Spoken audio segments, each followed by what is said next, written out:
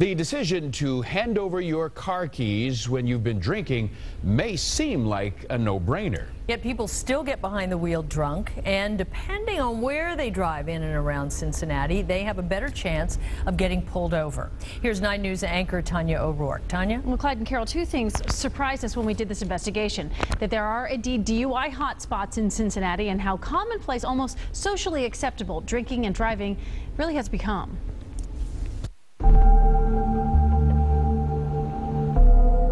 I've seen the families, I've gone to the families to make notification. Drinking and driving is a national pandemic, and what's scary is that what starts out as good, clean fun, in a flash can turn into a fatal tragedy. Mr. Huggins, is there anything you wish to tell the court? Who can forget this? Bob Huggins' DUI ended an era in Bearcat basketball. But it doesn't end there. Bengal Ray Malaluga, DUI. Nick Nolte and his son, Paris Hilton, her former best friend Nicole Richie. And at this point, Lindsay Lohan's reputation, well, it precedes her. The reason we stopped you on DUI checkpoint tonight. Tri-state officers are ramping up efforts to keep people from drinking and driving, but they say it is not making a dent. The number of OVI arrests are still there.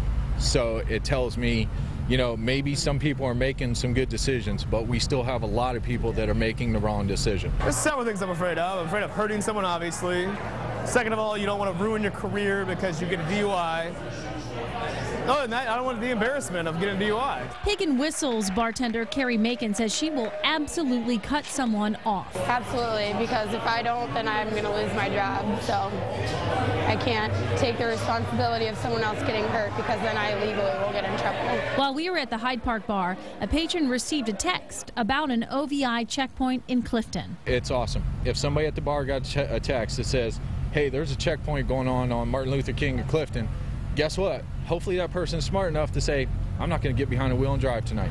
Macon, a 6-year bartending veteran, sees an uptick in binge drinking. The younger kids, the 21, 22-year-olds, they don't know how much they can handle, and it hits them quicker. We analyzed the numbers of OVI arrests in Hamilton County from 2010. Police arrested 188 people in Coleraine. That's the largest township in the county. 54 of those arrests are on US 27. Anderson had 72 arrests. The hot spots in that east side community were State Route 125, Clough, and Kellogg. We also looked at when police made the most arrests. Police nabbed 59 people in October. May and February were also busy months, 37 arrests each. We have a ton of cars that spend the night in the parking lot, which is good.